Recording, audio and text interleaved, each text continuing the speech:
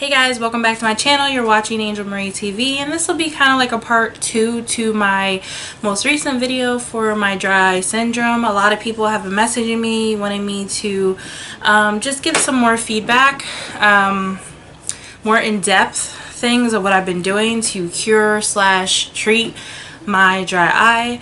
So if you'd like to know, I'll do 5 things that I feel like have improved my dry eye. 5 products, I guess, that have really improved my dry eye, that you guys can pick up. Please keep watching.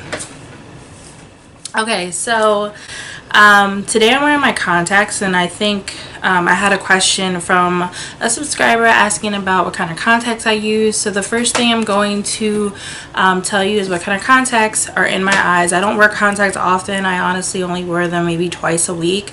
That's because my eyes are severely dry. If you guys haven't watched my other video, I'll put the link somewhere in the description or up here. I have Sjogren's disease, and that has caused me to have dry eye. I have wore contacts since I was like 14, and I'm 28 now, so I wore contacts for a very long time. So not wearing it made me feel really uncomfortable for a while, but now I'm really comfortable wearing glasses. Like, I'm okay with it, especially for work, because I'm on the computer a lot. It just helps my eyes more. However, I do have really good contacts. They're a little bit more expensive, but I feel like, you know, they're really worth it. I don't wear my contacts all the time. I feel at this point in, you know, the process, but for many months I was not advised to wear contacts and couldn't wear them. So I guess it was about 8 months, maybe 6 to 8 months I wasn't wearing contacts. So I'm gonna show you what they look like and what they're called. Don't mind the raggedy box. I don't know if you can see this, but this is the disposable 1-day UV blocking Acuvue Oasys with Hydraluxe. This is the brand of contacts I use.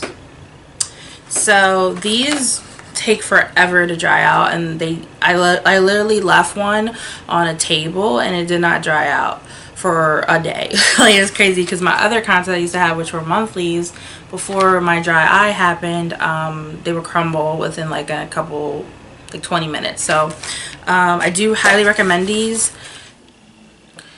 So as I was saying, my camera died, sorry about that. But yeah, so these I wear, like I said, not all the time, but I really recommend these and the Dailies, I think they're called. They're in a brown box.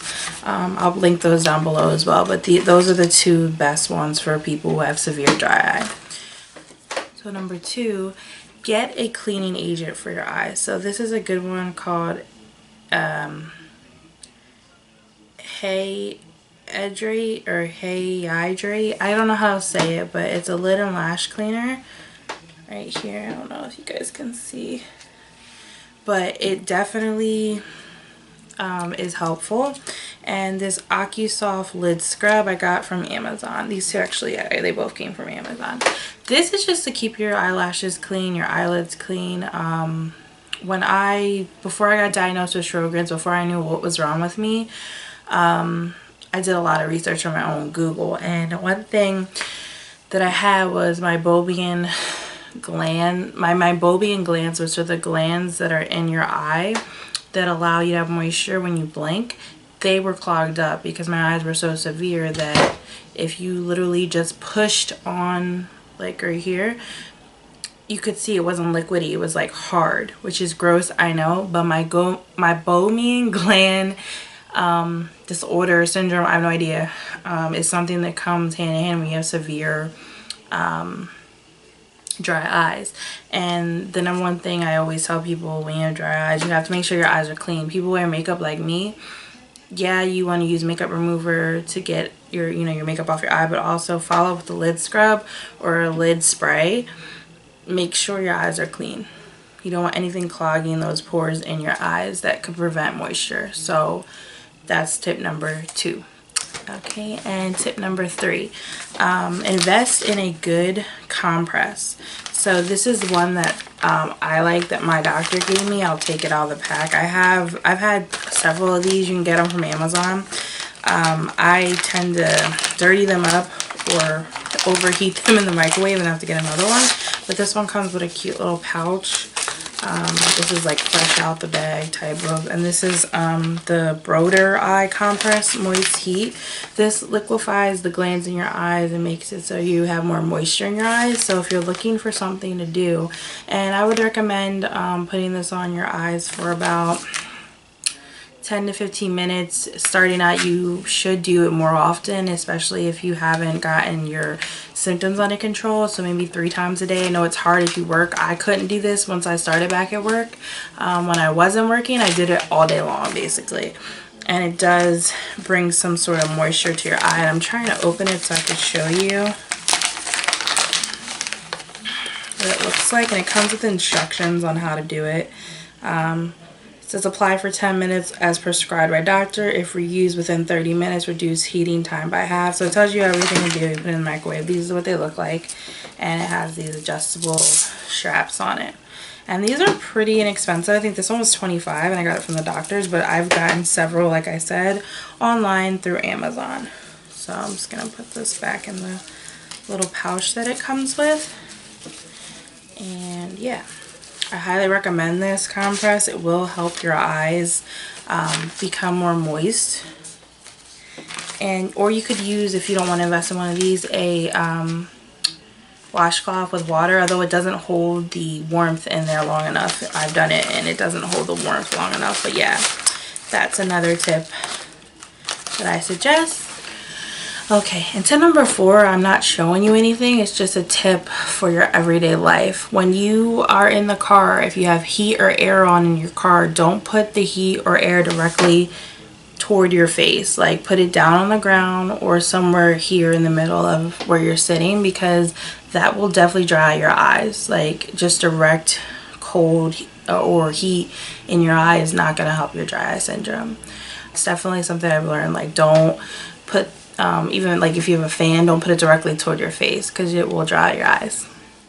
And tip number 5, the last one, would be remember to blink. So I work in an industry where I'm constantly on the computer, and I don't know if you guys know this, but a lot of people don't. I didn't know until I got dry eye. We tend to stare at the screens, our computer, our phone, and not blink. It's just like subconsciously we're just not blinking. We're not thinking about it, and we're not blinking enough, and blinking is what drives the moisture into the eye. So there's a 20-20 rule. So every 20 minutes you can look away from your computer, blink, and there's actually an app that you can download. I forgot what it's called. I haven't used it in a while. I just know how to do it, but it's close, 1, 2, squeeze, 1, 2, open, and again 1, 2, close, 1, 2, squeeze, 1, 2, open. If you keep doing that throughout the day, like I'm not saying I would do it every 20 minutes. It's hard to remember that, to be honest. I know the app will tell you when to do it. That helps too. That's like a huge tip that I think. I still sometimes forget to blink, I think, but you know, just get that in a habit of it. I can link that app down below as well, because off the top of my head I cannot remember, but there's an app that will basically instruct you on blinking. So I hope those 5 things or 5 tips or 5 useful tips helped you in some way. And again, if you want to check out my story, and I'll link those below. I have 2 other videos that are about my dry eyes, and you know, dry eyes is something that I think people don't take seriously, and they should, because it did affect my life in a huge way, not being able to see and just living uncomfortable for months at a time. And you know, I always hope that this will help someone. You know, just living your everyday life, it can be affected, you know, from dry eye. A lot of people don't realize, and I didn't either. I was one of those people that there's people suffering every day with dry eye syndrome, and it could be, in my case, from a autoimmune disorder. It could be the environment. It could be so many things. Sometimes they just never find out why, and it's pretty sad. And I hopefully, you know, there'll be more innovations and things that can help people who suffer from this, you know, this disability, if you want to keep it real. It's just something that disabled you from just living a normal life, which, you know, there's other things in the world. It could be worse, but, you know, that doesn't mean that the people who are going through this should not be accounted for and should not have, you know, hope and, you know, someone to go to talk to. I was very blessed that I found a good doctor after several bad doctors who just didn't care about what I was going through, said it would go away, said they don't, you know, really care, you know. So it was, I've been through some bad doctors, but I found a really good one, and I hope that, you know, through your family members, through your friends, through your doctors, that, you know, you can find that hope. Because I feel so much better. This time last year I was still not feeling well. I just got back to work from being out of work for several months due to you know, my illness, which I didn't even know I had. I just thought I have dry eye. Don't know how I got it, but I got it. And it was really triggered by stress, and stress led to autoimmune disease, and there I was, you know. But yeah, so I hope you guys enjoyed this video. I hope it was useful. If you have any questions, comments, anything, any other videos you would like me to make, please leave a comment below, like and subscribe, and thanks for watching.